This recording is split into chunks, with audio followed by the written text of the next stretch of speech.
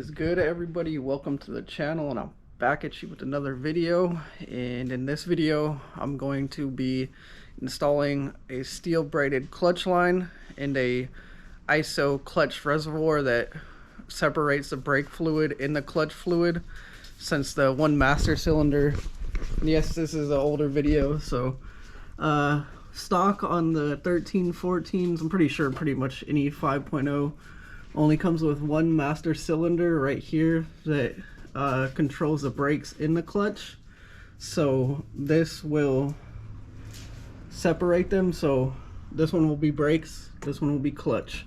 And this is how the GT500s come. I know the 13s and 14s come with their own. I'm not too sure about 11s and like older. This is an OEM one from a GT500, and it's about $200, which is definitely worth it because you get a better feel in the brakes and clutch when you separate them. And like I said, this video was filmed a while ago. Honestly, I think it was like the first, or not first, but second or third video I ever filmed, so it's not the greatest video ever.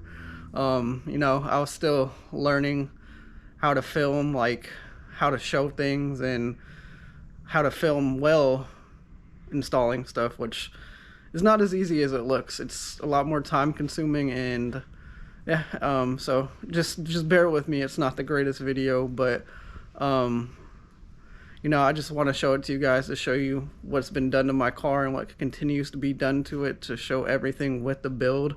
And yeah, let's hop into the video.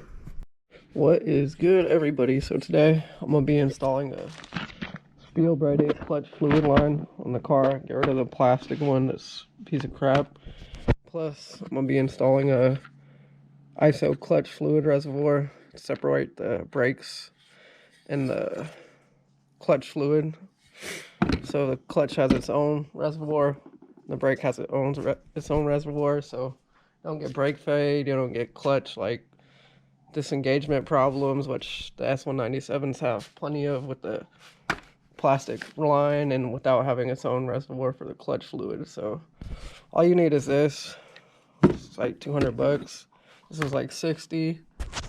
Just some .3, .4, whatever you use in your master cylinder. Super easy to install.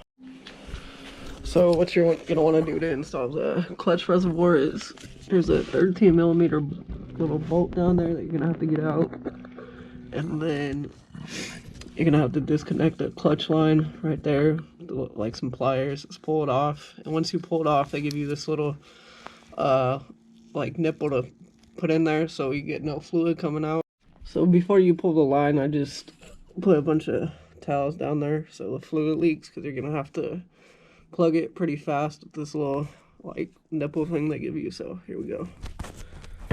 Alright, so you know, put the nipple in and just you know, clean up wherever the brake fluid got, because it will corrode your fluid really fast. That's why I had a bunch of towels down here. The next thing is they give you this little just rubber sleeve to put over the cap right there. Cap it off, you know. Simple. All right there, they got to do with the master cylinder, and like I said before, remove this bolt. You need a extended 13mm deep socket. So next, we're gonna take this clip right here, and you're gonna want to install this little clip. Hold on. So that clip is going to go, let's see, right here, right there in those little hole right there. I'll show you. So you want to face this part down towards the bottom when you put it in. There you go, like that. It's right there. Simple. And then we'll go get the reservoir. So this is gonna line up that 13mm you took off right there. You're gonna slide that into that little bracket, and then that's gonna go into that little clip you just put in there. So you need a 10mm for that bolt down there, right there, and then just tighten it up. Tighten the 13 down up there. That's all you do to install the reservoir. And if you're not like me, you're not installing a new clutch line, you'll just take the old one and hook it back up to this. This will gold thing, then fill it up to max. Pump it a few times, fill it up if you need to, but I'm gonna install a new clutch line, so I'll show you how that goes. Okay, so to install this steel clutch line, I just, right here, you'll see this plastic braided black line, which is the clutch line. So right there where I have the towels to like help the brake fluid, there's a little like clip that I just used a little baby pick for. Just slide it out and it pulls out, and then I'm gonna go underneath, do the same thing. Just have my car jacked up. It's on the driver's side, so right there, you're gonna have to do the same thing. You see that black clip? It's gonna go right there. You're gonna just get it out, and then you can fish the clutch line from up top.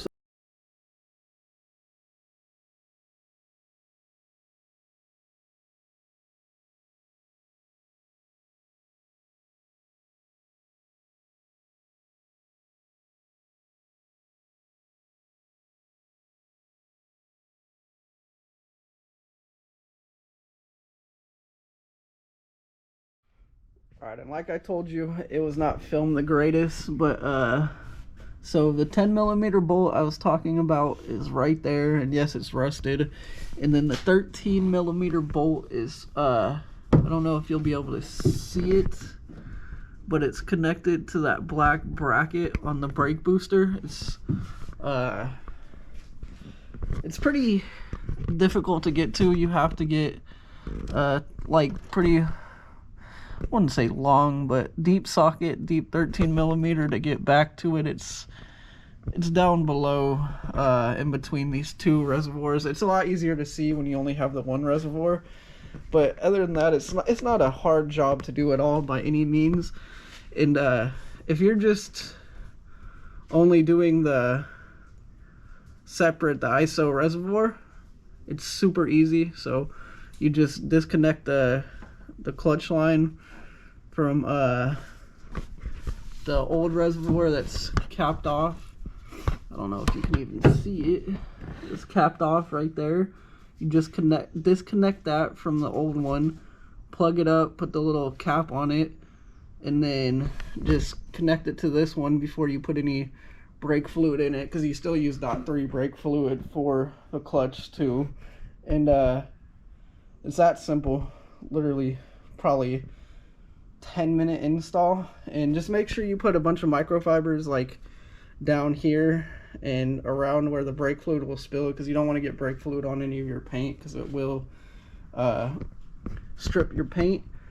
But if you're doing a steel braided clutch line too, you can see mine's connected right there, and you just connect it right there. And mine runs, if you can see, under the reservoirs, over the valve covers, and then I have it zip tied, if you can see. And make sure you zip tie it. Don't let it touch the headers.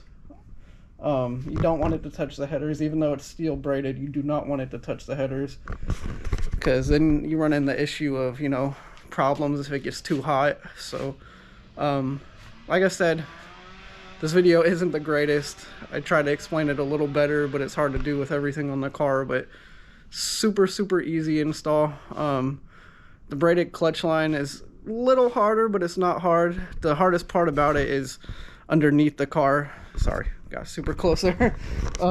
Hardest part about it is underneath the car, getting the clip off. Once you get the clip off, you know, just use the little like ice pick, little pick type thing to get the clip off. It's super simple.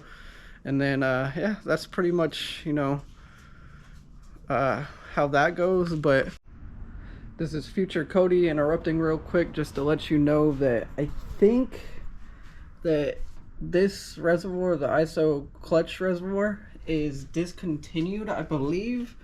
So I'll have a link down in the description for the steel braided clutch line, and if I'm pretty sure it's discontinued. If it's not, I'll have a link in the description for this one.